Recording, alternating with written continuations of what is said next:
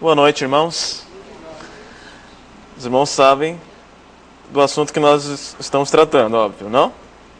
Estamos falando sobre as parábolas de Jesus. Ok.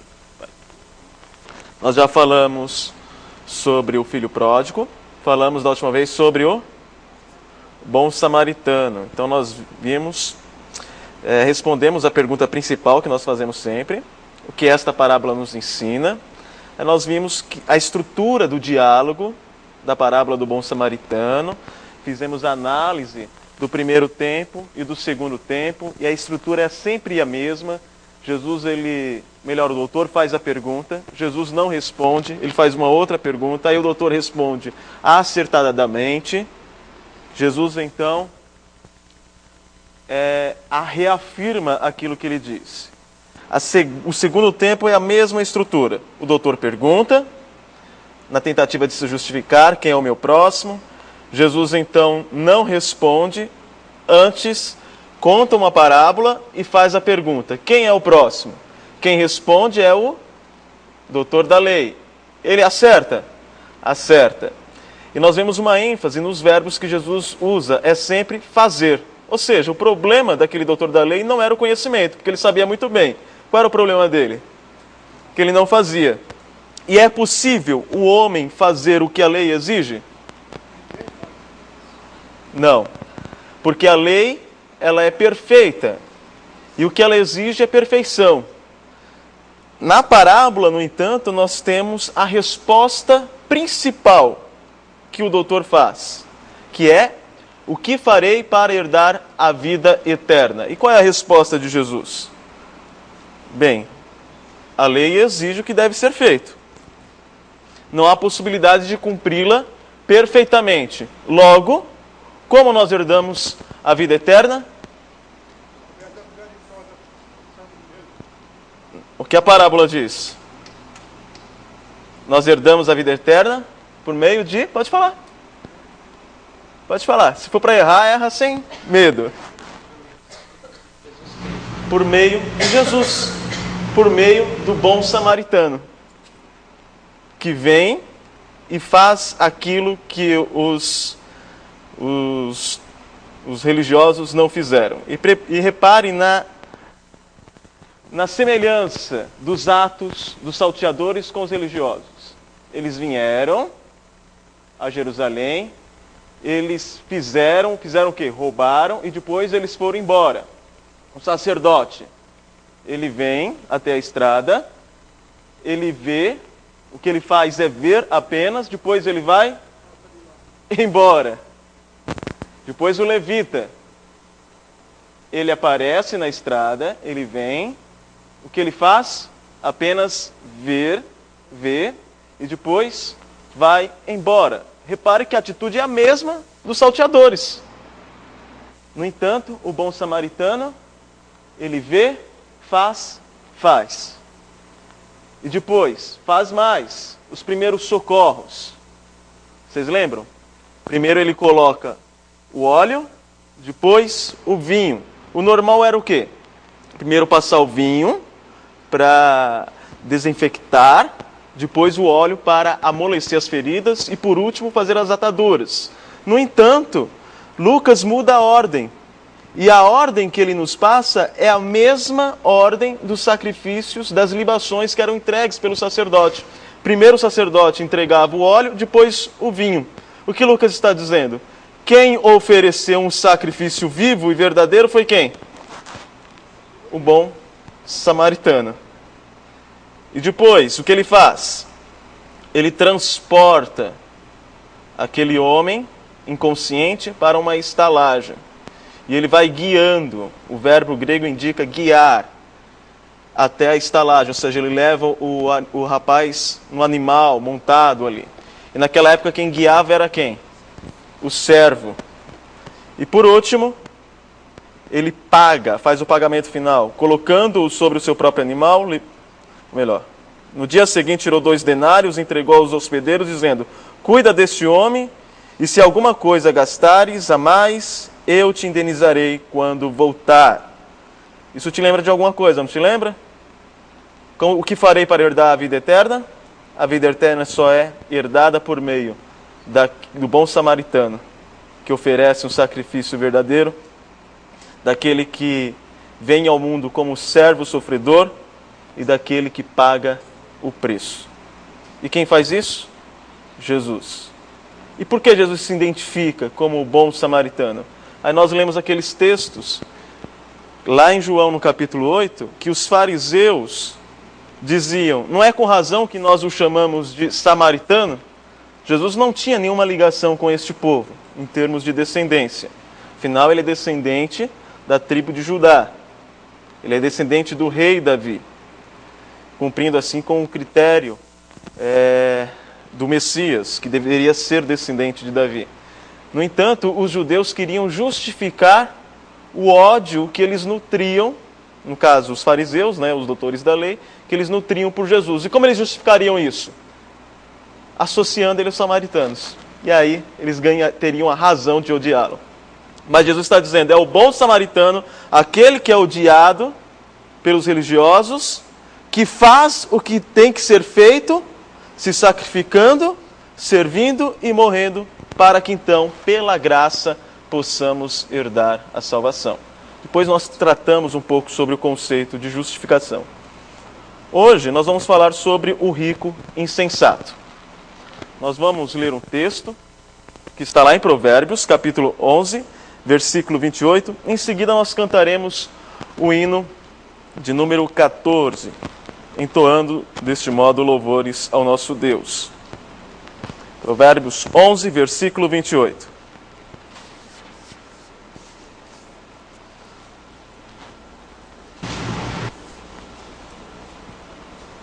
Acharam? Quem confia nas suas riquezas cairá, mas os justos reverdecerão como a folhagem. Vamos ficar em pé e vamos louvar ao Senhor? Hino de número 14, nós vamos acompanhar o playback.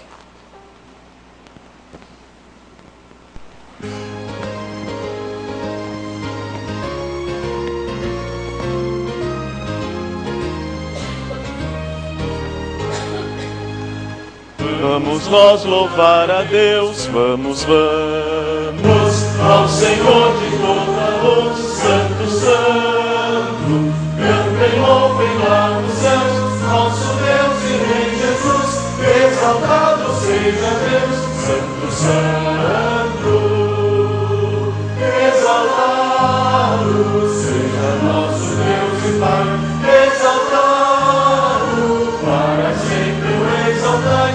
Cantem, louvem lá nos céus, nosso Deus e Rei Jesus, exaltado seja Deus, Santo, Santo, nosso Deus eterno Pai, Santo, Santo, deu-nos bênçãos por Jesus, sede e vede, ao Senhor glorificai, vossos salvos pela cruz, sim conosco glória dai, exaltado seja nosso Deus e Pai, exaltado para sempre o exaltai. Cantem, louvem lá nos céus, nosso Deus e Rei Jesus, exaltado seja Deus, Santo, Santo.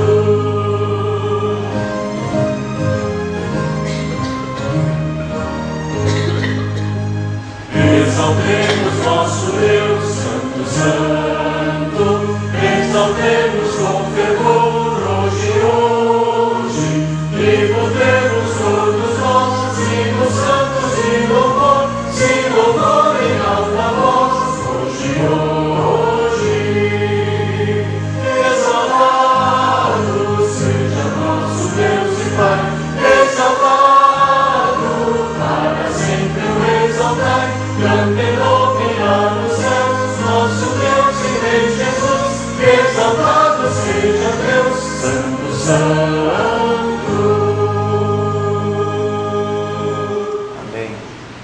Louvado seja, Senhor, e que jamais esqueçamos disso, que o Senhor nos criou para que nós o adorássemos, para que nós reconhecêssemos que Tu és o nosso Criador, o autor da vida e mantenedor desta mesma vida.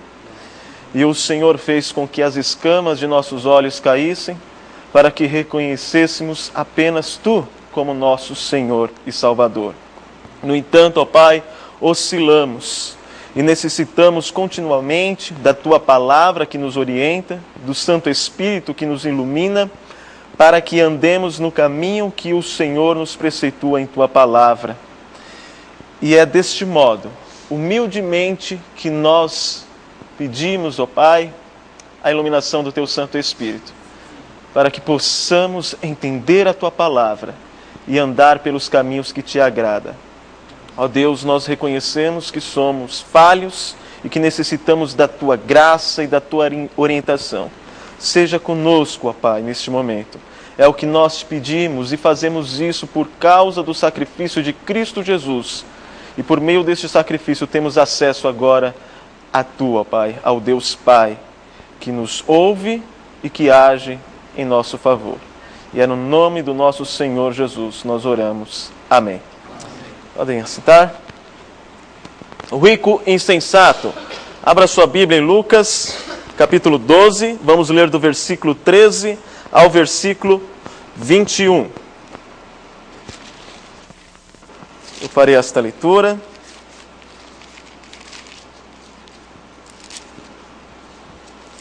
Lucas 12, versículo 13 ao versículo 21.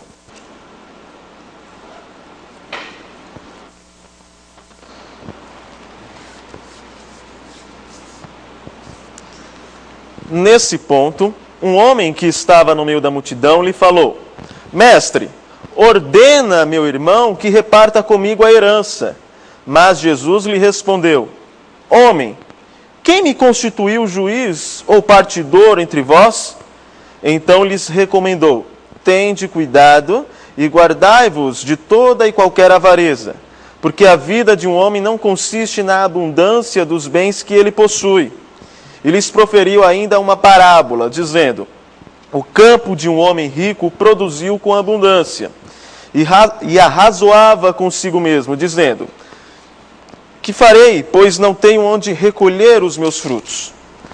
E disse: Farei isto, destruirei os meus celeiros, reconstruí-los-ei maiores, e aí recolherei todo o meu produto e todos os meus bens. Então direi à minha alma: Tens em depósito muitos bens para muitos anos. Descansa, come, bebe e regala-te. Mas Deus lhe disse: Louco, esta noite te pedirão a tua alma. E o que tens preparado, para quem será? Assim é o que entesoura para si mesmo e não é rico para com Deus. Qual a pergunta que nós fazemos agora? Que é central, que vai direcionar o nosso estudo? Vamos lá. Ok, o que a parábola nos ensina? E o que ela nos ensina?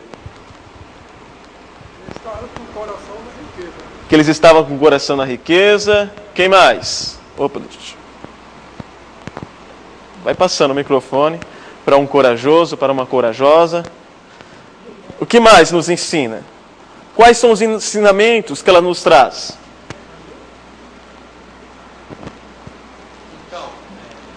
Pode deixar que eles vão passando, senhor Adalto. Então, quando eu olho para essa parábola, eu lembro bastante do livro de Eclesiastes, né? Porque fala que os bens é vaidade. Você quer ler o texto? Não. De Eclesiastes? Não? Não recorda onde estava? Falando sobre o livro todo. Sim, como um todo, né? Ok. E, assim, eu penso quando ele fala de... Quando você pedir a sua alma, eu vejo como no sentido de galardão, assim. Você faz boas obras e tem seu galardão, né? Ok. Nesse sentido também. Ok, já é uma reflexão profunda, teológica. Quem mais? Batata quente, hein? Que é na mão de vocês. Eu acho que é uma parábola que fala de uma pessoa que não precisa de nada fisicamente. Ele tem bastante coisa, só que ele não tem nada que Deus procure, talvez, no ser humano. E ele poderia oferecer tantas coisas a Deus. Eu posso comprar para você, Deus, um carro ou uma casa, mas não é o que o Senhor está nos pedindo no momento, né? O que nós podemos oferecer para Deus, o que realmente Ele está nos pedindo. Ok, muito bem. O que nós podemos oferecer a Deus com aquilo que Ele nos dá, né? Passou? Passou? Jonatas? Ele falou de um texto de Eclesiastes, eu lembrei de um aqui, que é Eclesiastes 1 e 2. Vou ler, tá? Fala assim: há um mal que tenho visto debaixo do sol e que é muito frequente entre os homens. Um homem a quem Deus deu riquezas, fazenda e honra, e nada lhe falta de tudo quanto a sua alma deseja. Mas Deus não lhe dá poder para daí comer, antes o estranho lhe o come, também isto é vaidade e má enfermidade. Casa um pouco com a questão da parábola. Sim. E só uma coisa que me chama a atenção no rico é que o desejo dele por mais, entre aspas, parece ser legítimo, assim, não busca meios ilícitos para fazer isso, mas claro que ele vai confiar nas riquezas, mas isso é uma coisa que me chama a atenção, é uma coisa que provavelmente passa nos nossos corações, de não, vou fazer isso só para ter mais e aí eu não vou precisar trabalhar mais, etc. Uma coisa que nós devemos observar, nós já falamos quando nós interpretamos a parábola do bom samaritano, é que o contexto, no caso o diálogo, ele é essencial. Nós sabemos que na parábola do bom samaritano, a ênfase está no conceito de salvação, por quê? A ênfase da parábola está falando sobre salvação, ou seja, não está falando sobre implicações éticas do cristão. Ou seja, o cristão tem que ajudar ao seu próximo, embora isso seja correto. Mas a ênfase da parábola do bom samaritano é salvação. E como eu sei disso? Por causa da pergunta, exatamente. Ou seja, o diálogo é essencial para que entendamos o objetivo da parábola. Neste caso não é diferente. Há um diálogo? Há um diálogo. Então, para que você entenda isso, você tem que lembrar desse diálogo. Esse diálogo é uma dúvida quanto à salvação? Sim ou não? Não, não é. Por que não é? Qual é a situação que está acontecendo aí? A repartição de uma herança. Então é algo comum da vida, né? Ou, quem sabe, uma questão de justiça. Então devemos considerar este texto. Melhor, o texto que eu me refiro aqui é ao contexto, ao diálogo que Jesus está tendo com aquele requeredor, com o requerente, né? O que mais nos ensina? Os irmãos estão indo muito bem. Alguém gostaria de opinar?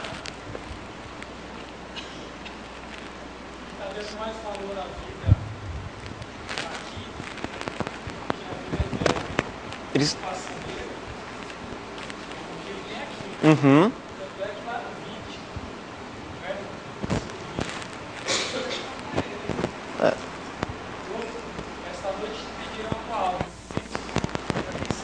Isso. Muito bem, boa observação. É algo que a sua fala corrobora o que o Anderson já disse. Essa ideia de nós, e usamos muito este texto para falarmos da vida, eu devia ter escrito depois feito quadrado, né? Da vida eterna.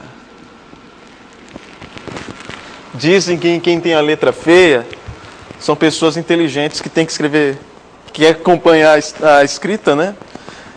O pensamento que acompanha a escrita e acaba saindo feio. Eu vou fingir que isso é verdade. Uma vez tinha um pastor, eu estava dando aula na escola dominical, lá na Vila Guarani. E tinha um pastor assistindo, ele não estava dirigindo a igreja, estava em disponibilidade, e ele assistia todas as aulas da escola dominical que eu dava, né? E um dia ele falou assim, olha, a escrita diz muito sobre a pessoa, viu? E você escreve tudo torto. Falei, nossa, está dizendo o que a minha vida é torta? Então nós sempre lembramos dessa questão da vida eterna. E usamos este texto, olha, você está preocupado com bens materiais, você faz de tudo para adquiri-los, mas você está se esquecendo da vida espiritual. É uma aplicação tanto óbvia, pelo menos para a maioria dos cristãos, deste texto. Mas vamos entender um pouquinho mais o texto. Vamos olhar para a estrutura do texto. Primeiro, há um princípio geral.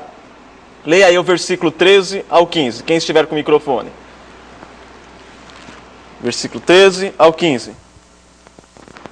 Alguém da multidão lhe disse: Mestre, dize a meu irmão que divida a herança comigo. Respondeu-lhe Jesus: Homem, quem me designou juiz ou árbitro entre vocês?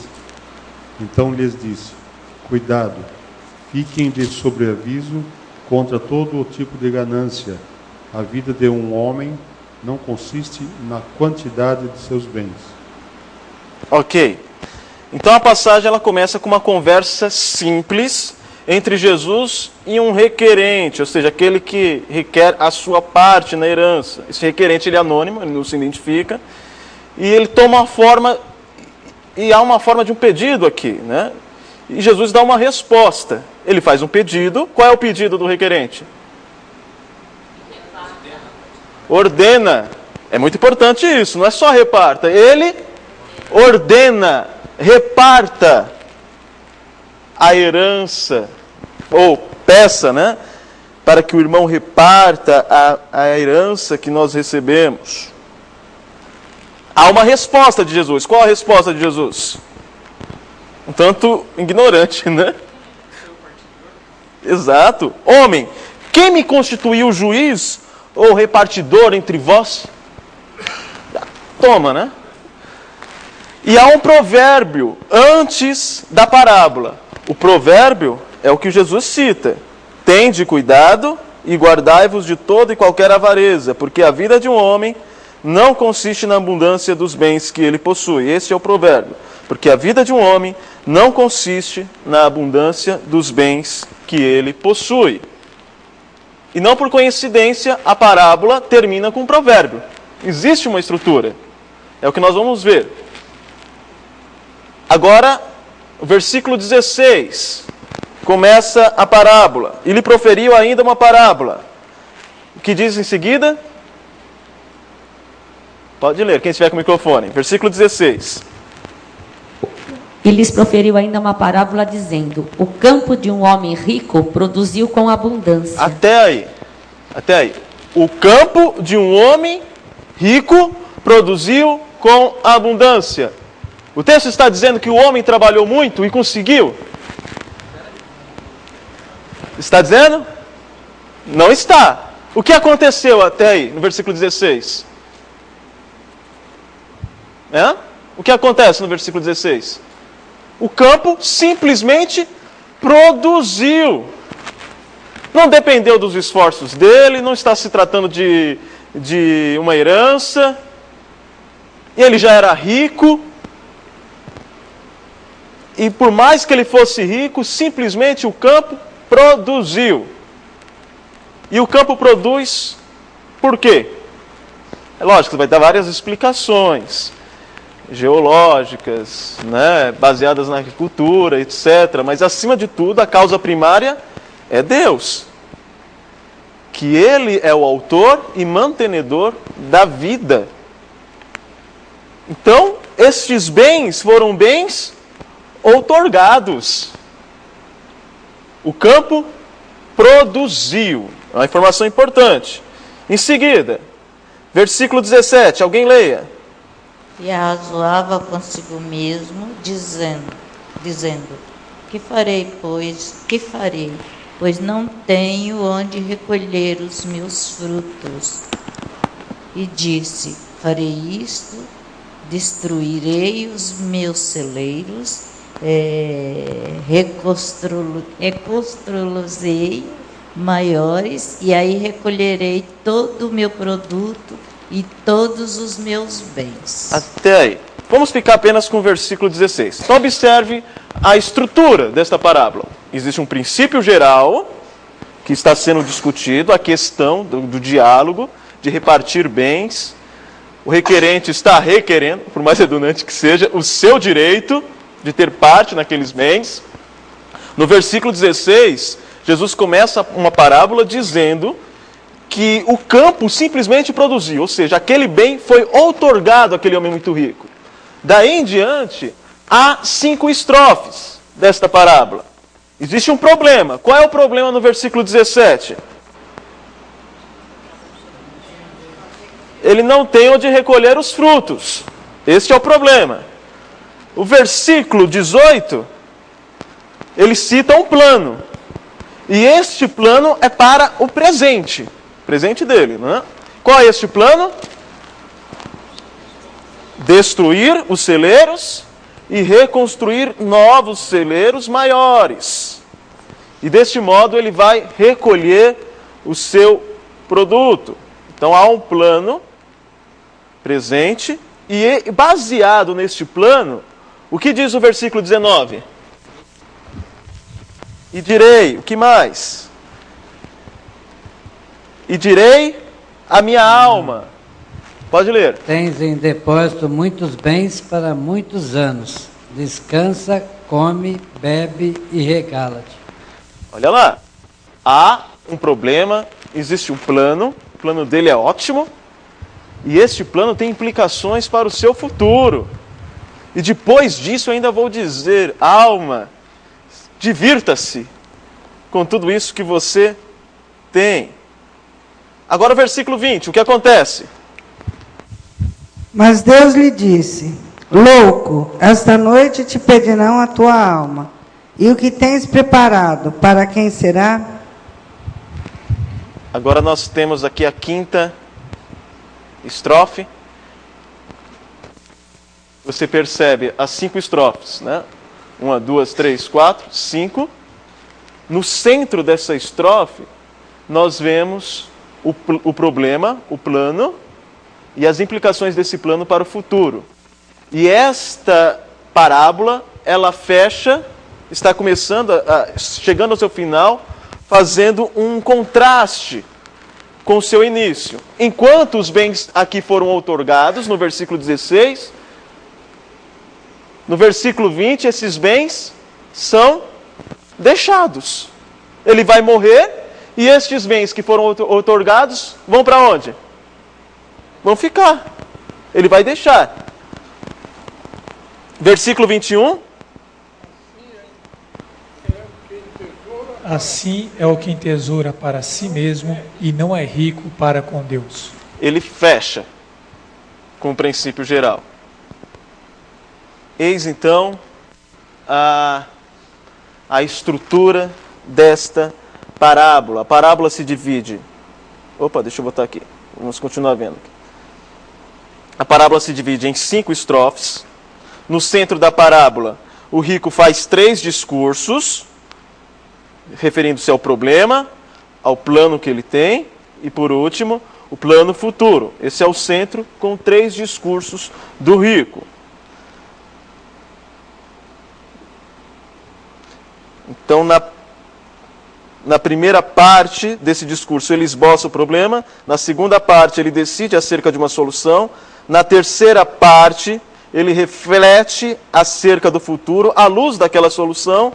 E na estrofe 5, Deus fala. Já sai do discurso do rico e entra a fala de Deus. Na primeira estrofe, nós vemos os bens sendo outorgados. Na estrofe central, vemos os bens que estão sendo armazenados. E na estrofe final, os bens são deixados. Então, bens outorgados, no centro, o plano dele se refere a esses bens que devem ser armazenados. E por último, os bens são deixados. E aí Jesus fecha esta parábola com mais um provérbio. Repare que existe uma lógica na estrutura. Vamos tratar de partes por partes. Primeiro, o diálogo inicial, versículo 13. Neste ponto, um homem que estava no meio da multidão lhe falou: Mestre, ordena meu irmão que reparta comigo a herança. Mas Jesus lhe respondeu: Homem, quem me constituiu juiz ou partidor entre vós? Por que será que este requerente pede para que Jesus ordene ao irmão que lhe seja dada a parte devida? Vamos tentar pensar juntos. Acho que Jesus tinha uma relação com este irmão, não tinha? Provavelmente, este irmão que não dividiu a herança fosse um discípulo. E os mestres têm autoridade sobre os seus discípulos. Então, imagine que você não é crente, mas você está com um problema na sua família e você sabe que o seu irmão, que é o causador do problema, é crente. E aí você vai recorrer a quem? Ao pastor. Isso acontece, irmãos. Isso acontece. Vou falar com o seu pastor, então, para ver se você toma jeito. É o que está acontecendo aqui. O irmão ele vai falar com quem aquele entende ter autoridade sobre o seu irmão. Não é? E o requerente, ele faz um pedido apenas?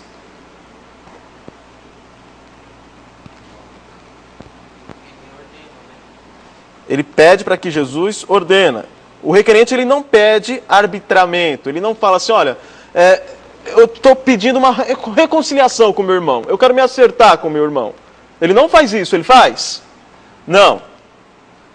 Ele quer que o juiz, no caso Jesus, execute os seus desejos. E qual é o desejo dele? Ter parte da herança. E aqui essa discussão para o oriental era uma discussão um tanto delicada. Até hoje nós temos na Palestina guerra por causa de terra. É lógico, eu estou sendo simplório no que estou dizendo, mas existem muitas questões por trás, etc. Mas no final eles estão disputando uma terra entre judeus e árabes e palestinos. O requerente, ele já decidiu quais são os seus direitos e ele só quer ajuda para pressionar seu irmão para que lhe faça valer aquilo que ele entende ser o seu direito. Ele não está pedindo para Jesus reconciliar os dois ou para que Jesus tome uma decisão. Não, ele já tem na mente, é meu direito e eu vou fazer com que esses direitos sejam colocados na prática. E ele quer usar quem para isso? Jesus, que tem autoridade sobre o irmão. Ele quer que lhe faça valer esses direitos. E a resposta de Jesus? As exigências do requerente, qual é? É um tom delicado, sensível? O tom aqui é bruto. Aí você diz, não, mas tem a cultura, né? Por exemplo, quando Jesus diz para Maria, mulher, que eu tenho contigo, nós sabemos que ali ele está usando de uma forma respeitosa. Ah, será que isso está acontecendo? Não. Ele está sendo duro mesmo. A cultura aqui não alivia. Ele está sendo duro. Ele responde de uma forma um tanto brusca. E tem um tom nesta resposta de reprovação. As duas palavras que Jesus usa é juiz e repartidor. Eu não sou nem seu juiz, nem repartidor. Não sou juiz nem repartidor entre vós. E expressam um sentido de queixa. Jesus, obviamente, ele percebe que existe um conflito nessa relação entre os dois irmãos. E que essas relações elas estavam cortadas. O homem quer que essas relações cortadas sejam resolvidas mediante a uma separação total. Esse homem ele não quer reconciliação.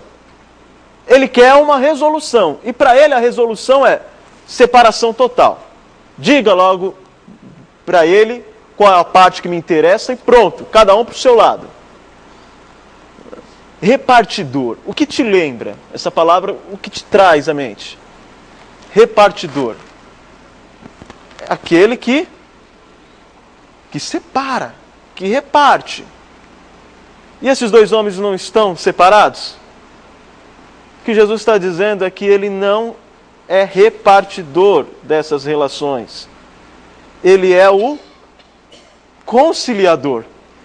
Logo, ele está agindo de uma forma, até mesmo brusca, para dizer que ele não vai ser instrumento para o conflito daqueles irmãos, para uma separação total.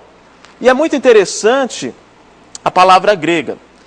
Em grego, repartidor é meristes.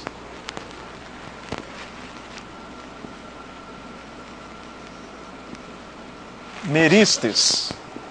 Isso significa repartidor, né? Aquele que fazia essa separação da herança, dizia qual é a parte que era devida a ambos.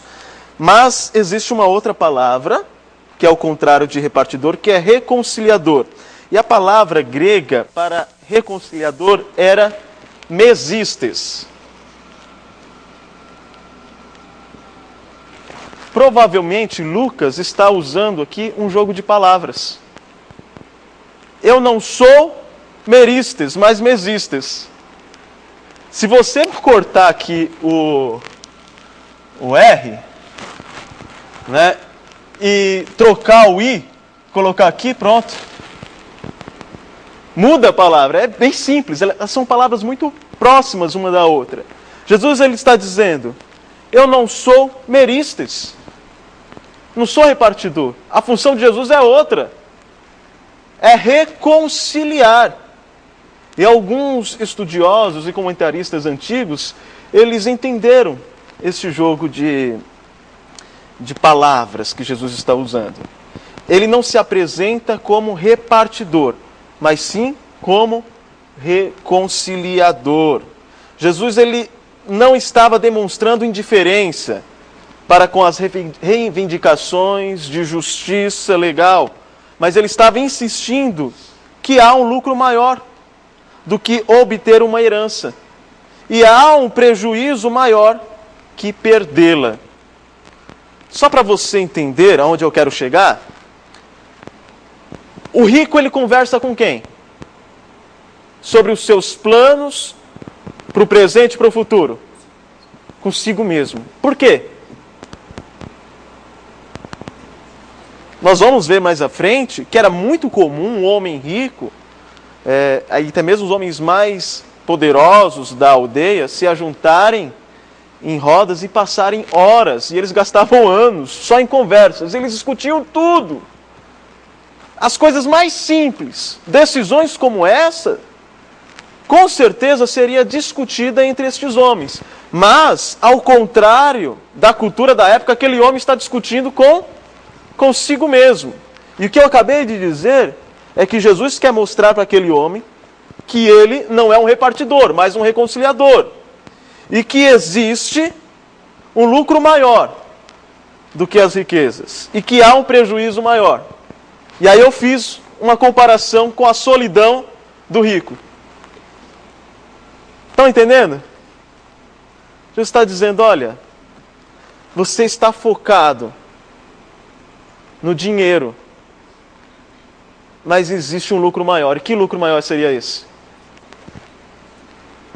Pode falar alto, irmão. A salvação, a vida eterna. Repara que ele está falando, aqueles homens estão discutindo numa relação conflituosa, eles são irmãos, existe essa questão de divisão da herança. Jesus não aceita ser o repartidor, porque ele é o reconciliador, e ele vai mostrar nessa parábola que aquele homem rico terminou sozinho. Qual seria o fim daquele rapaz se ele continuasse lutando com seu irmão? E qual é o lucro maior do que você ser rico na vida? Na vida, é você usar as riquezas para a glória de Deus, ajudando o próximo. E quem faz isso não morre sozinho. O prejuízo daquele homem seria, brigando com seu irmão, seria o mesmo prejuízo do homem rico da parábola, que termina falando com ele mesmo, porque não tem mais ninguém do lado. Lembra que eu falei? A gente sempre pensa na vida eterna. Mas Jesus ele está falando de qualidade de vida. Para hoje, para o agora. Que a nossa busca pelo dinheiro, a nossa ambição, a nossa ganância, o nosso individualismo, nos separa de quem? do próximo. Não só de Deus, mas do próximo. Há uma quebra na relação com Deus, porque nós colocamos a fé, a confiança na riqueza, mas há uma quebra no relacionamento com o próximo. Já perceberam tantas pessoas ricas, famosas, que terminam com uma overdose, suicídio? Você puxa vida, tantas pessoas ao lado e ela acaba morrendo sozinha. Mas vamos continuar andando para entendermos melhor.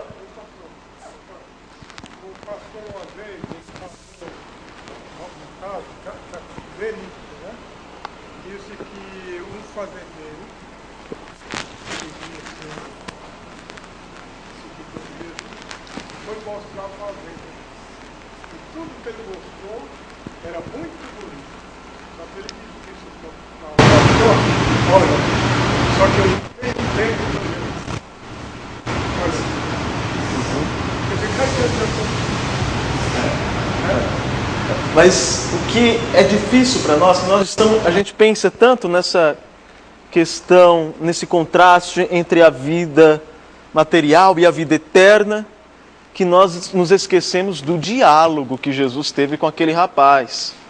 Ele está conversando com um rapaz que está em conflito com o seu irmão. Mas o olho dele está onde?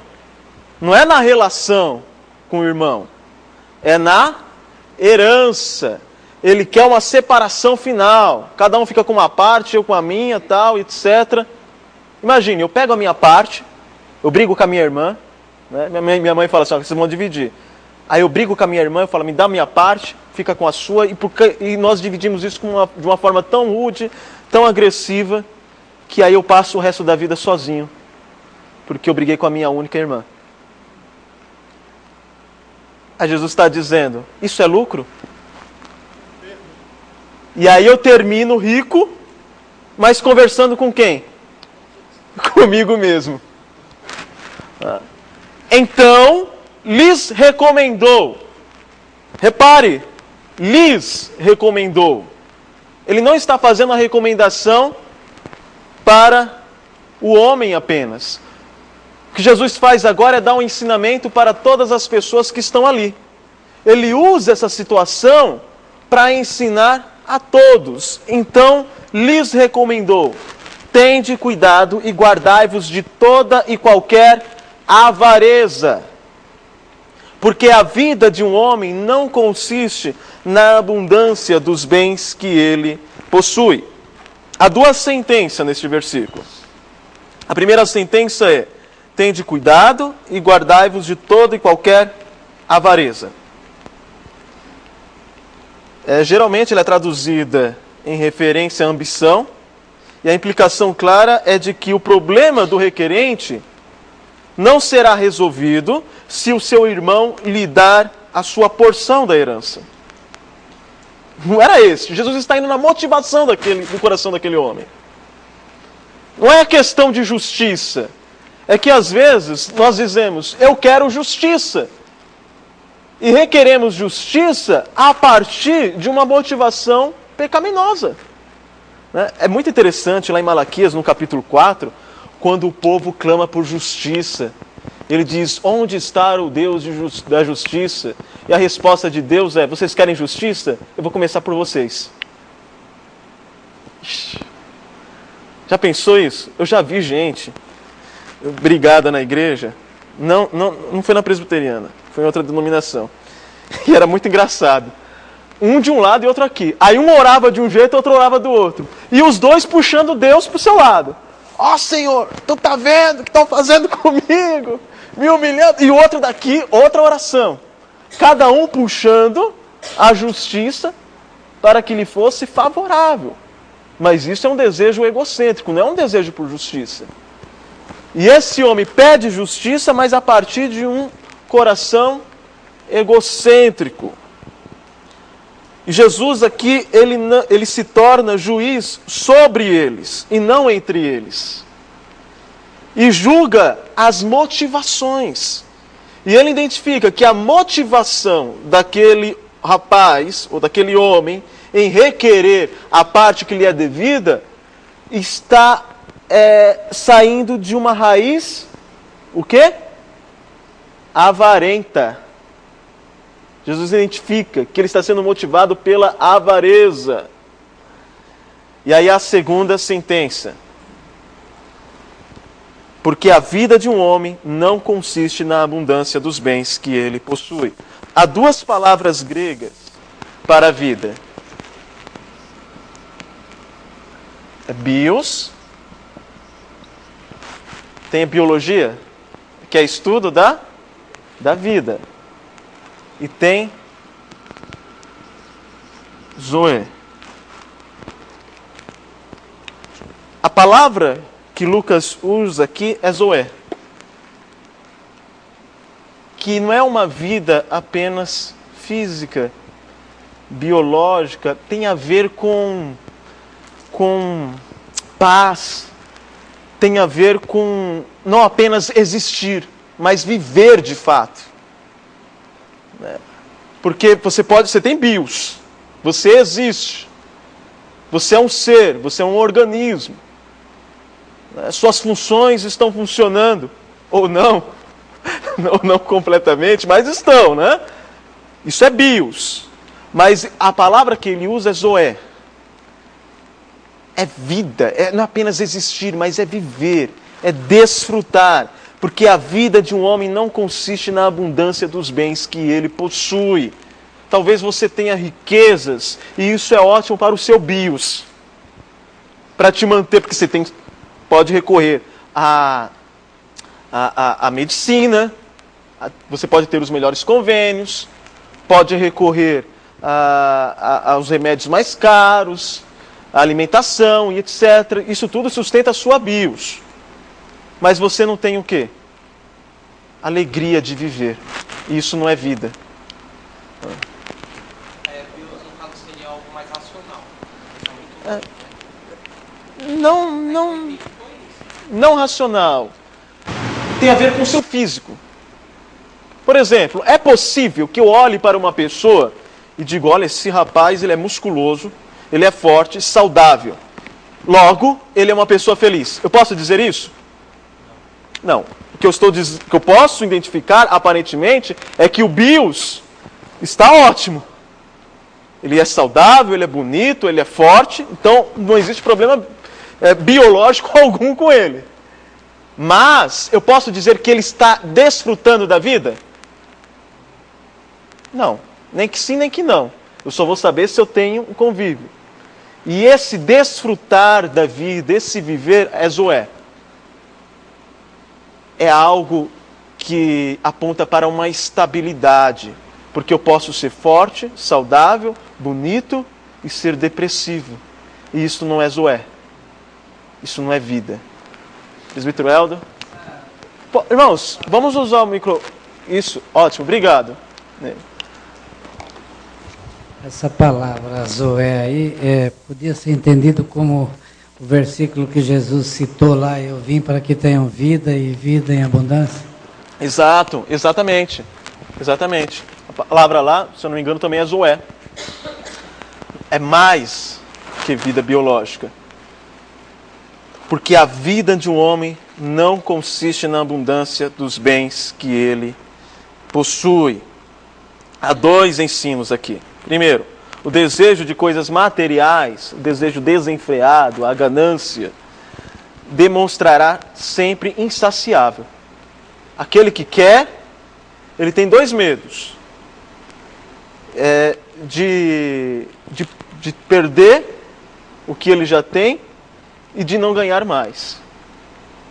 Então ele é insaciável. E o segundo é que os sonhos da vida abundante nunca serão alcançados mediante ao acúmulo de bens. Esse é o ensinamento desse primeiro provérbio, eu coloquei primeiro verbo, é primeiro provérbio que Jesus usa. Vamos então agora para a primeira estrofe. Ele proferiu ainda uma parábola, aí chegamos na parábola, dizendo, vamos para a primeira estrofe, mas eu nem perguntei se os irmãos entenderam até aqui. Entenderam? Do que Jesus está falando, que tipo de vida que ele está falando? Não está falando de vida física. É vida mesmo. Primeira estrofe. Ele proferiu ainda uma parábola, dizendo: o campo de um homem rico produziu com abundância. A parábola de Jesus discute a riqueza como sendo uma, nesse caso aqui, ela é uma o quê? Consequência do quê? Ela é uma dádiva de Deus, é consequência da dádiva de Deus, é Deus que dá. Deus deu uma riqueza para aquele homem. É interessante, óbvio que tem gente que pode adquirir as riquezas de forma ilícita. Há pessoas que recebem por herança, né? Há pessoas que enriquecem com muito esforço, mas nesse caso aqui, Jesus está falando de uma riqueza que foi outorgada àquele homem. Sendo aquele homem crente ou não, justo ou ímpio. Calvino ele trabalha muito com esse conceito, de que Deus ele dá riquezas e dons para os homens, e que essas riquezas ou dons só têm sentido se for aplicada no serviço para com o outro. E é o que o homem faz? Da parábola? Não. Ele não usa isso como um dom. Ele não está lidando com as riquezas que lhe foram outorgadas como se ele fosse mordomo. Ele se arroga como senhor daquilo. Ele proferiu ainda uma palavra dizendo: o campo de um homem rico produziu com abundância. A pergunta aqui que Jesus quer responder,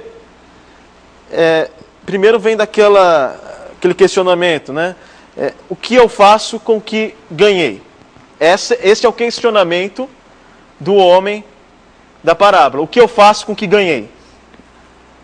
Mas Jesus, ele levanta esse questionamento, o que eu faço com o que ganhei, para responder uma pergunta daquele rapaz, daquele homem, que é: o que eu faço com o que não ganhei?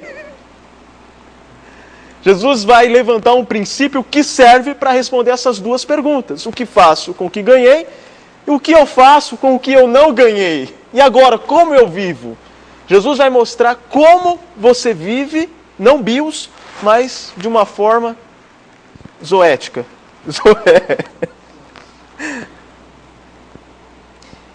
E o primeiro princípio que Jesus usa é que ele introduz a ideia de empréstimo. O campo produziu. E isso vem de Deus. Logo, se as riquezas vêm de Deus, eu posso requerer elas de Deus como se fosse um direito meu? Não. É empréstimo. Ele outorgou. E quando ele outorga bens a alguém, ele responsabiliza. Você é mordomo. E aí, você vai fazer o que com isso? E ele não entende riquezas adquiridas como uma outorga e como uma responsabilidade. O homem descobre que a sua alma está nele também por empréstimo, lá na frente. O que nós vamos ver. Porque o que Deus diz para ele? Lá no versículo 20. Exatamente. O que Jesus está mostrando é que o que temos não é nosso, nem a nossa própria alma. E que Deus vai requerer. E a questão é, eu como mordomo, como eu usei a minha vida? Se eu tenho dons e bens, como eu uso esses dons e bens? O que Jesus está tratando é que, independente se você pergunta o que fazer com o que ganhei, ou o que não fazer com o que ganhei, saiba que o que você tem, sendo pouco ou muito, você deve usar como mordomo. Sabedor de que o que você tem, pouco ou muito, são emprestados por Deus. E Deus vai requerer. Você não está aqui para se servir. Isso não é um direito seu. É um empréstimo gracioso de Deus para com você. Encontramos na parábola um homem que já é rico, recebe uma riqueza adicional, e o seu problema é o que fazer com os bens adquiridos. E deste modo chegamos à segunda estrofe. Ele procura uma solução. E arrazoava com quem? consigo mesmo. Esse camarada, ele vive em torno dele mesmo. O mundo gira em torno dele. Eu tinha uma colega que eu dei o apelido dela de Sol. Ela falou, Sol por quê? Porque eu sou uma pessoa iluminada. Eu falei, não, porque você acha que tudo gira em torno de você. A terra gira em torno de você. Era muito egoísta. Ela não gostou disso. O que fazer com o ganho extra por vir? O homem discutia consigo mesmo. Jamais pela sua mente, ele diz, não preciso de nada disso. Ele jamais passou pela mente dele a ideia, eu não preciso de mais nada disso, eu sou rico. Isso não passou pela mente dele. Ou ele disse, essa riqueza extra é uma dádiva que eu não posso me orgulhar. Ela vem de Deus. Isso não passa na cabeça dele. Ele razoava consigo mesmo, que farei, pois não tenho onde recolher os meus frutos. Olha o pronome possessivo. É meu. Ele se esquece que aquilo ali foi dádiva de Deus. Ele diz, o que fazer com os meus frutos? O que fazer com a minha colheita? Mas qual é o objetivo? Lógico, você trabalha e você ganha. E qual é o objetivo disso? O que a Bíblia diz sobre isso? Sobre o trabalho e sobre o fruto do seu trabalho. O que a Bíblia diz isso? O que a Bíblia diz sobre isso?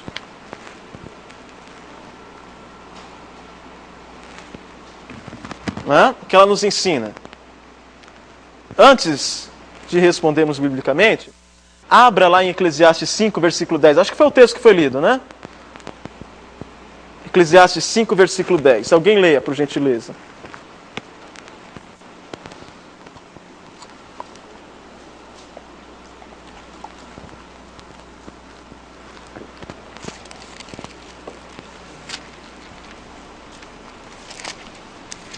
Quem ama o dinheiro, jamais dele se farta, e quem ama a abundância, nunca se farta da renda. Também isto é vaidade. Isso é vaidade, é oco. Pode ser bios, mas não é zoé. É que o texto está dizendo. O objetivo do trabalho e do ganho, ele pode ser respondido com dois textos. Primeiro, lá em 2 Tessalonicenses, capítulo 2, do versículo 7 ao 12. 2 Tessalonicenses, capítulo 2, do versículo 7 ao 12.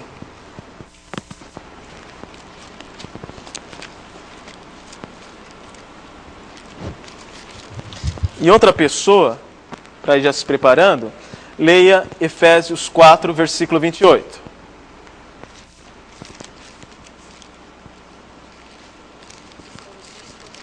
Segunda Tessalonicenses, capítulo 2, do versículo 7 ao 12.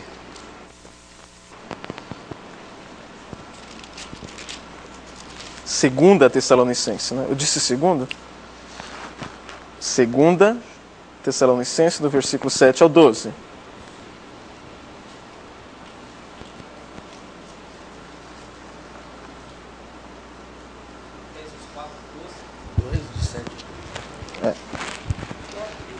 Deixa eu ver se...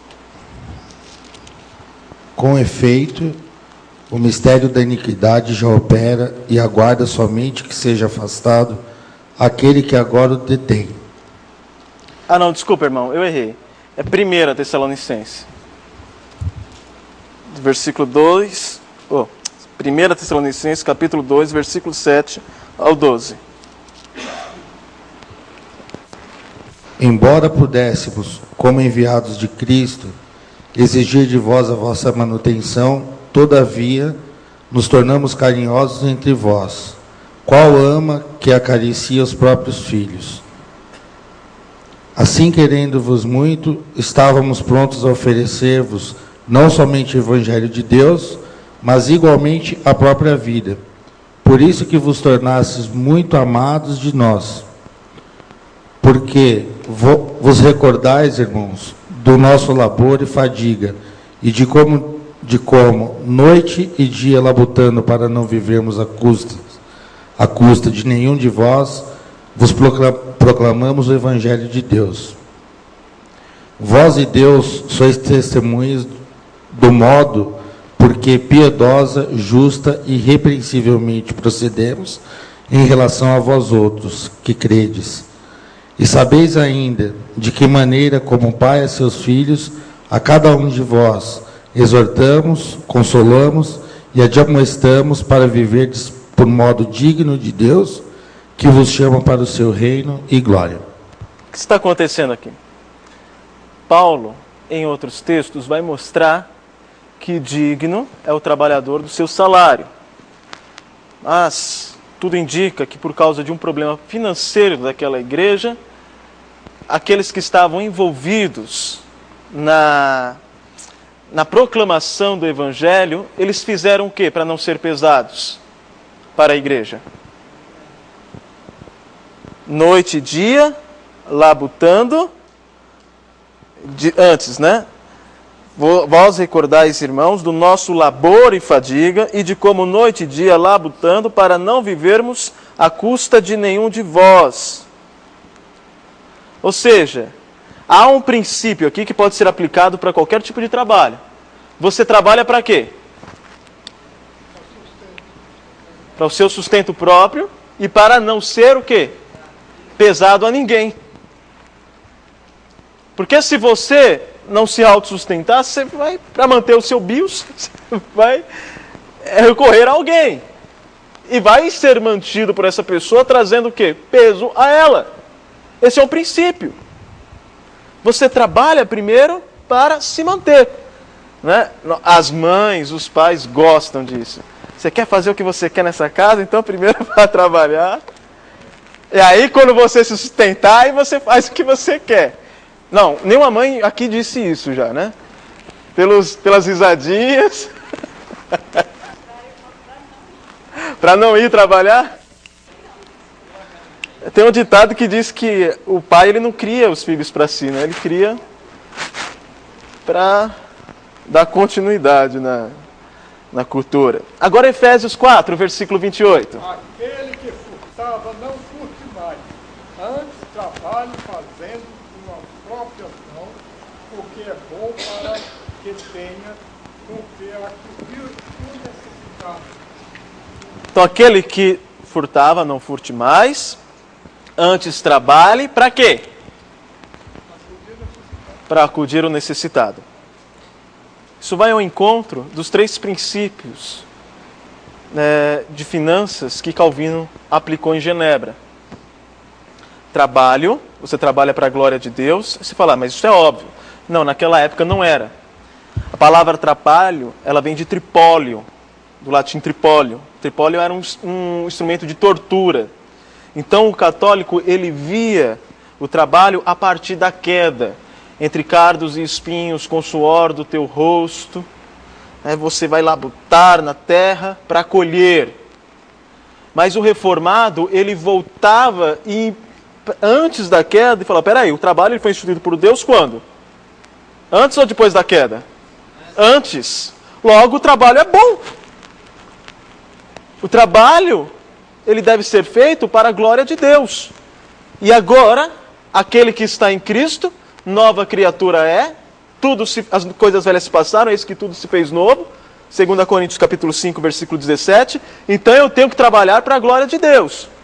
Então eles trabalhavam, e trabalhavam muito, não porque eles achavam, como os católicos, de que o camponês que estava lá embaixo daquela pirâmide social, né, tinha o camponês, depois a nobreza, não, depois o clero e depois a nobreza, não?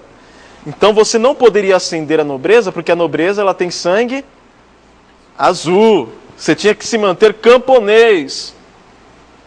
E quanto mais você sofria aqui na terra, menos dias no purgatório. Esse era o sistema da igreja. E você não podia acumular bens, porque acumular bens é usura, é avareza. Deixa que a igreja acumula por você. Esse era o conceito.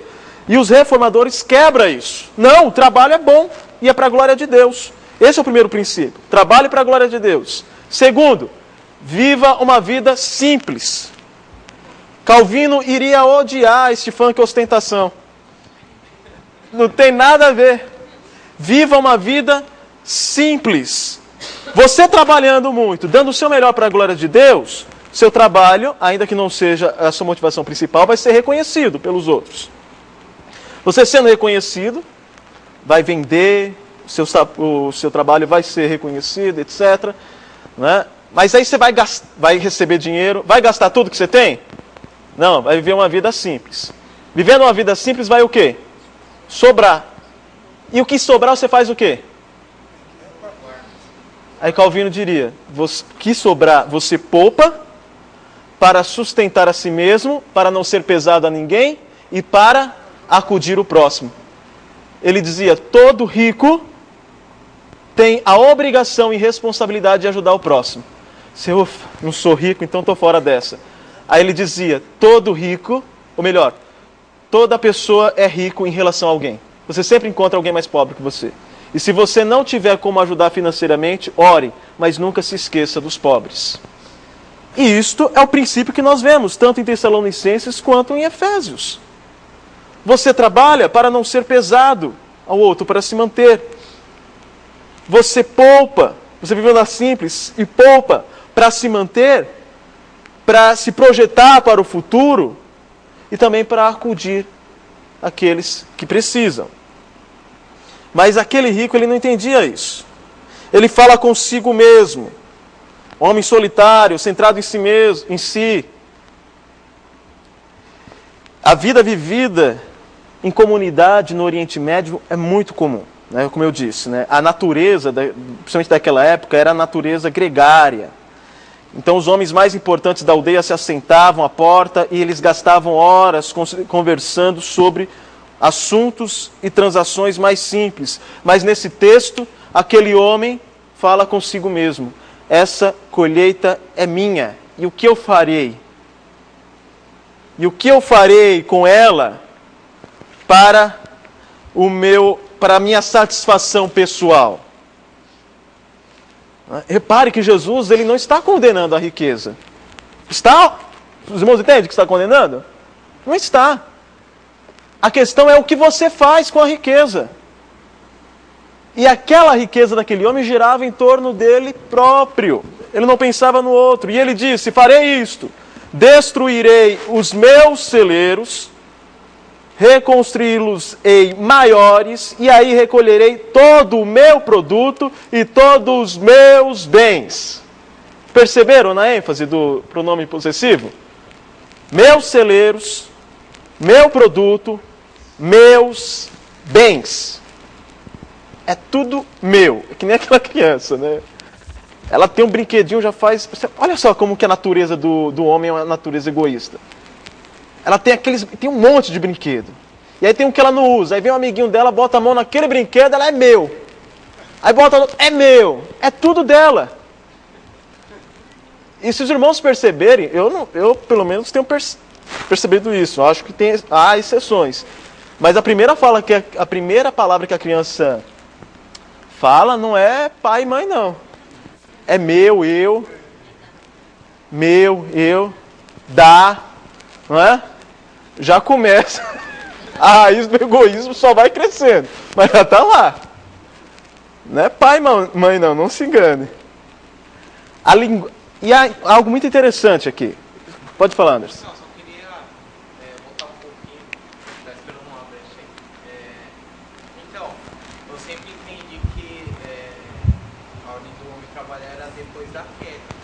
Uhum. Qual o objetivo? Segundo Gênesis capítulo 2, Deus, ele colocou a pergunta, não precisa não. A pergunta dele é como que a Bíblia explica que o trabalho foi antes da queda. Deus, ele coloca o homem no jardim para quê? Para lavrar e cultivar a terra. E dar os nomes aos animais. Isso é um trabalho? É. Trabalho braçal, lavrar e cultivar a terra. E trabalho intelectual, dar nome aos animais.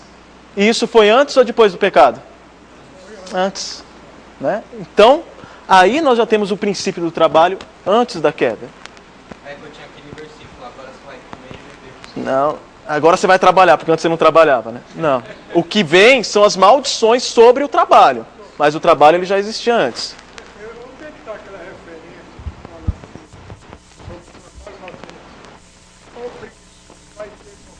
Está em Provérbios. Bem objetivo. Você vê a formiga. Vai ter com a formiga preguiçoso. A formiga, quando passa uma pela outra no cabelo dela, ela dá uma paradinha e ninguém entende o que vem por isso. Será que ela está dizendo? Será que já tem mais lá que já viu isso? Já. Abra sua Bíblia em Jeremias capítulo 1, versículo 10. E leia, por favor. Jeremias 1, versículo 10.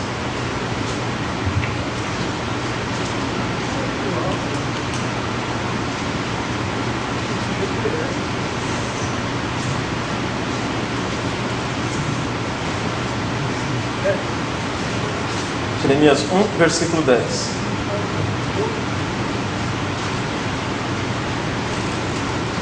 Acharam? Pode ler, eu não errei não, é esse mesmo. Dessa vez não. Olha que hoje te constituo sobre as nações e sobre os reinos, para degradares e derribares, para destruíres e arruinares, e também para edificares e para plantares. No versículo 18, capítulo 2 de Lucas, o rico diz: destruirei e reconstruirei os meus celeiros. Essa construção da frase era muito usada no contexto profético, daquele que Deus iria usar como instrumento profeta para destruir e reconstruir, assim como o oleiro faz com o barro. Ele destrói e ele reconstrói. Então era um vocabulário, uma expressão muito usada nesse contexto profético. Derrubar e edificar. É a linguagem profética clássica, que se refere à vocação e ao ministério profético. Fala de atos corajosos, em nome de Deus, que acarretam sofrimentos. E esta nobre linguagem é tristemente rebaixada pelo rico comodista, que decidiu que consumirá sozinho as dádivas de Deus. É tudo meu. Ou seja, por que eu estou fazendo essa conexão com os profetas? Ele usar uma linguagem, uma estrutura de linguagem que era usada lá pelos profetas, de Deus usando a vida do profeta para destruir, depois reconstruir. Ele usa esses termos para os celeiros, porque isso mostra que aquele homem ele era religioso. Ele tinha um objeto de adoração. E que objeto era esse? Quem era o seu ídolo? Ele mesmo. Não era o dinheiro em si, era ele mesmo. Porque ele gosta de dinheiro por causa do que o dinheiro o dá.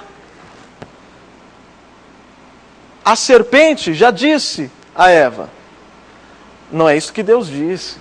Se você tomar do fruto da árvore do conhecimento do bem e do mal, vocês serão como Deus. Eles tinham uma estrutura, antes da queda, teocêntrica. Por que eles não comiam da árvore?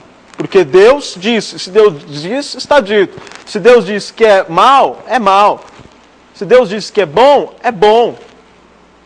Mas a serpente diz: não, vou te dar uma nova estrutura de pensamento. Você vai ser como Deus. Você vai dizer o que é certo e o que é errado.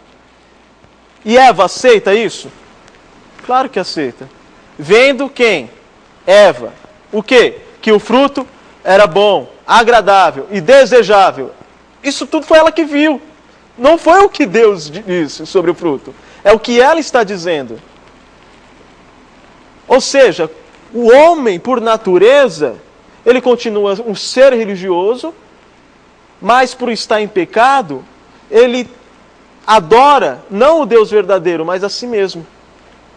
E todos os ídolos que ele levanta têm um único objetivo: satisfazer o eu. E é o que está acontecendo com esse homem. Ele usa uma linguagem religiosa para falar dos seus planos egoístas. Então, Continua, direi à minha alma, tens em depósito muito bens para muitos anos, descansa, come, bebe e regala-te. Tudo aquilo que ele desejava agora foi realizado. E ele necessita de um auditório, né? Para mostrar os seus ganhos, para discursar. E quem está disponível para ouvi-lo? A família? Os amigos? Os escravos? Os anciãos da aldeia? Para quem ele discursa? Para a própria alma. Continua sozinho. Ele diz, agora, alma, divirta-se.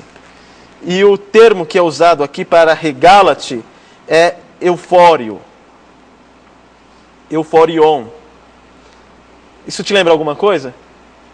Euforia. É algo muito, sabe, estou muito feliz. E é só eu e você, alma. Tudo tem a ver conosco. Mas Deus lhe disse, louco, esta noite te pedirão a tua alma. E o que tens preparado, para quem será? Na Bíblia, há 4 palavras gregas para louco. Anoetos, que é semente, que é uma negação, né? A de não, e noetos de noem, que é mente, então anoetos, que é semente, asófos, de não, e sófos de sofia, de sabedoria, que é o sem sabedoria, e amoros, que é loucos, débil mental, e afiron, que é louco e insensato. As duas últimas, vai só aumentando, só vai piorando. Então, um anoetos, sem mente, é um louco, né, mais ou menos. Um asófo, sem sabedoria, já está piorando. Um moros, é louco, débil mental, piorou um pouco. E um afiron é um louco dos piores. Qual termo será que Lucas usa? O último, o pior. O pior. Você é um dos loucos dos piores. Louco, esta noite te pedirão a tua alma. E o que tens preparado, ou seja, o que você preparou no celeiro, para quem será? Se você passou a parábola toda falando sozinho. Falando consigo mesmo. A tua alma vai ser requerida. E o verbo aqui, te será requerida, ou pedirão, ele é um verbo que era usado comumente para o retorno de empréstimo. A sentença de Deus não é o que você fez pelos outros, ou por que você deixou de ajudar os necessitados. Deus fala, veja o que você fez para si mesmo. Você planejou sozinho, construiu sozinho, divertiu-se sozinho, e agora vai morrer sozinho. E isso é loucura, isso não é vida. Como será que o homem da parábola respondeu a essa interrogação de Deus? O que você imagina? Repara, a gente foi meio que contrário àquela ideia, né, do contraste com a vida eterna, né? Não, Jesus está falando dessa vida mesmo, o que é viver. O que é viver? O que é Zoé? Como será que ele responde? Você sabe? Eu também não sei. Há um silêncio. O silêncio do homem rico deixa por conta de cada leitor ou ouvinte a tarefa de responder com a sua própria alma. Jesus quer quem que responda isso? O rapaz e todos aqueles. Porque o rapaz não estava brigando por causa de dinheiro? Jesus está falando, tá, suponha que você tenha isso. E que você esqueça que isso é outorgado por Deus e você não tem direito. Suponha que você enriqueça às custas da briga com o seu irmão. E você seja milionário, e você se divirta. E construa coisas sozinho. E se divirta sozinho, e morra sozinho. Isso é vida abundante? O que é mais importante, então? A reconciliação.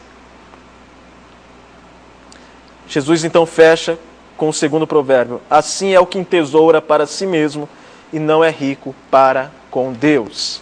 Abra sua Bíblia em Mateus 6, versículo 19 ao 21. Leia, por gentileza, se você encontrar. Mateus 6, versículo 19 ao 21. Quem estiver com o microfone, por favor. E outra pessoa já abra em 1 Timóteo, capítulo 6, versículo 17 ao 19. Não acumuleis para vós outros tesouros sobre a terra, onde a traça e a ferrugem corroem e os ladrões escavam e roubam. Até o 21. Mas ajuntai para vós outros tesouros no céu, onde traça nem ferrugem corrói, e onde ladrões não escavam nem roubam. Porque onde está o teu tesouro, ali estará também o teu coração. Eu sei que a maioria entende que ajuntar tesouros nos céus é fazer boas obras aqui na terra e desfrutar dos galardões. Existe um princípio bíblico para nós interpretarmos um texto. Se o texto ele não se explica, a Bíblia vai explicar em outros textos. Então abra lá em 1 Timóteo 6, 17 ao 19.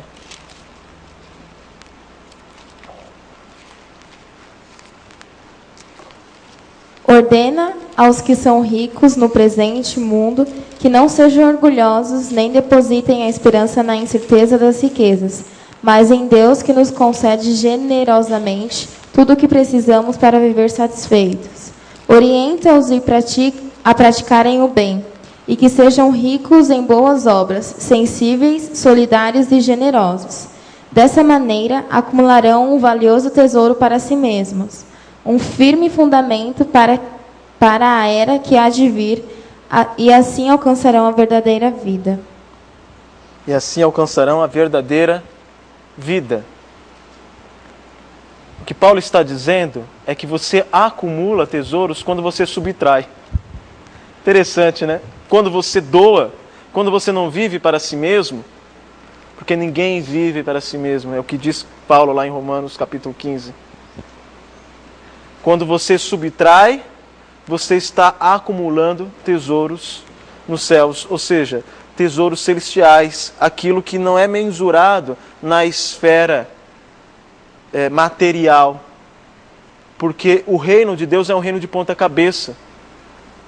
Para nós, para o mundo melhor, quem tem mais é o bambambam, é o melhor.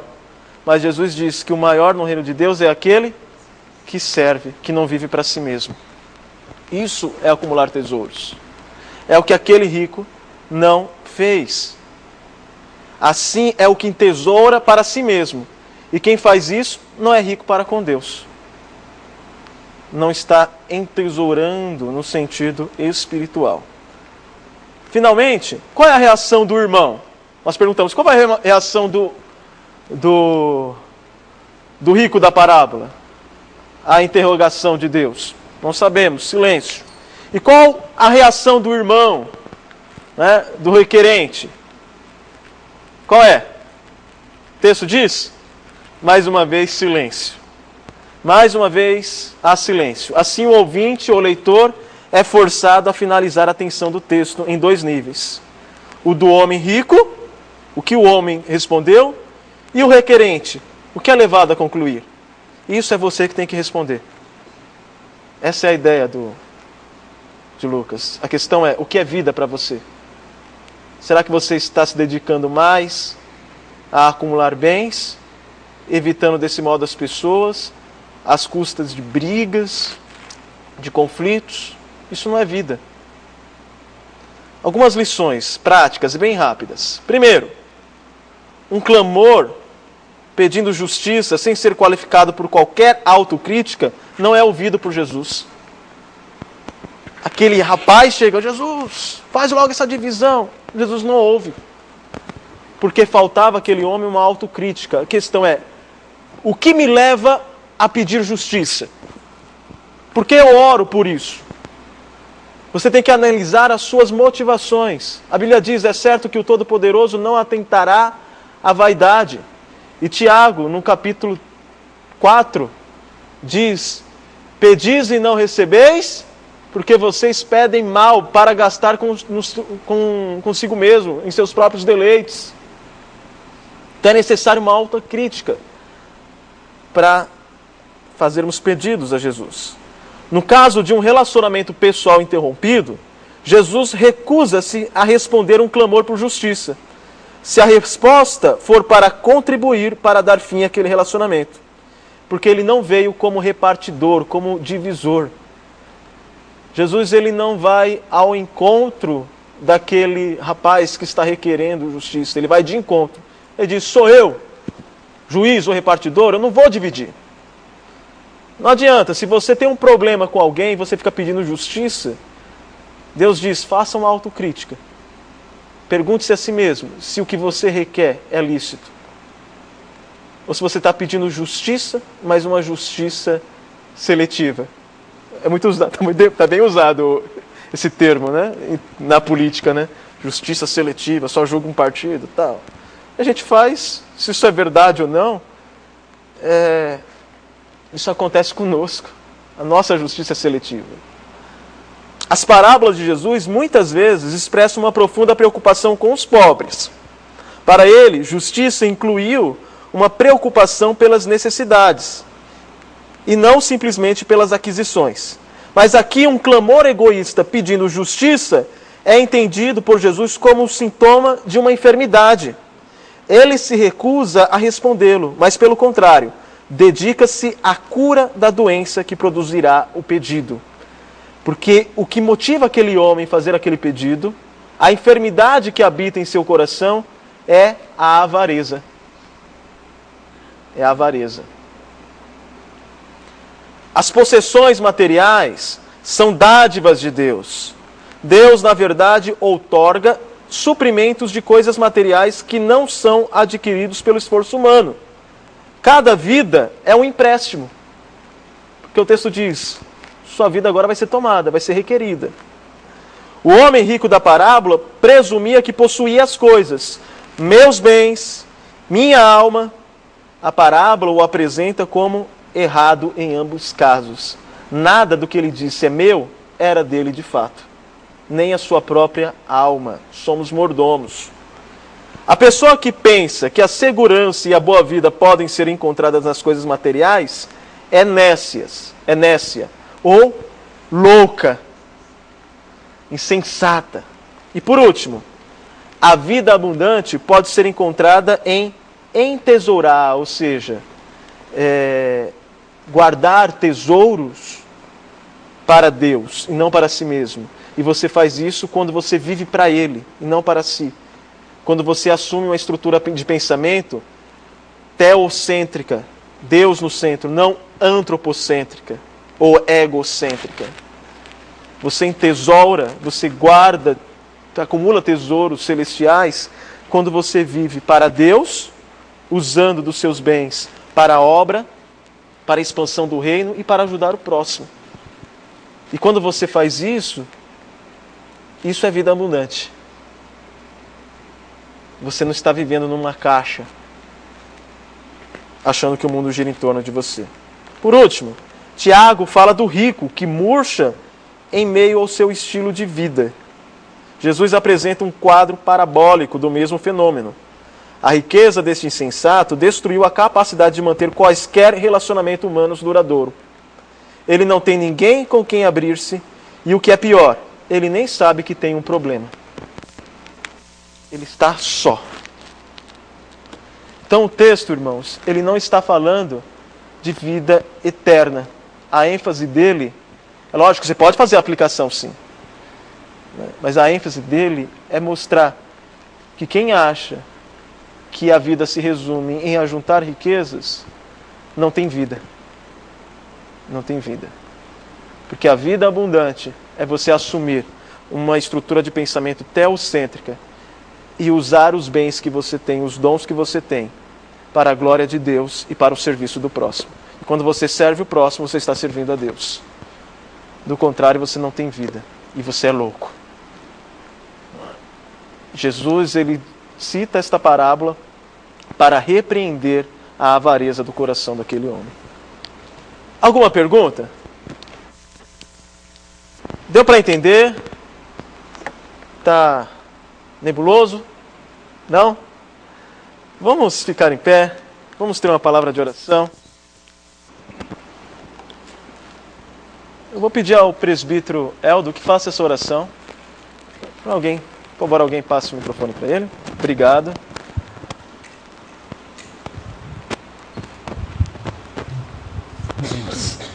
Pai querido, nosso Deus, muito obrigado, Senhor, por este dia, a Tua presença, Pai, porque o Senhor nos trouxe aqui, porque o Senhor tinha um plano em nossas vidas, nos fazer aproximarmos mais de Ti, entendermos, ó Deus, a valorizarmos aquilo, ó Deus, que realmente é importante, ó Deus, que não sejamos como aquele jovem, ó Deus, insensato que pensava na sua herança, nem como o rico, ó Pai, que procurou entesourar seus tesouros aqui para a vida dele, mas que nós possamos, ó Pai, sempre buscar, ó Deus, tesouros que saltem para a vida eterna, que possa redundar em bênçãos para a nossa vida espiritual, para a nossa família, para o nosso próximo, ó Deus. Nos ajude a entender cada vez mais a Tua palavra, ó Deus. Carecemos de Ti, da Tua bênção, da Tua direção, da Tua orientação nas nossas vidas.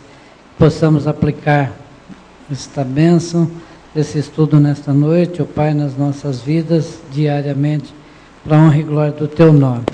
É o que te pedimos, te agradecemos por tudo, abençoe cada um aqui, vá conosco de volta aos nossos lares, dê a Tua graça, a Tua bênção e traga-nos de volta aqui no final de semana. Nós te suplicamos tudo, Pai, com perdão dos nossos pecados, no nome de Cristo Jesus, o nosso Salvador. Amém. Amém. Podem se aceitar.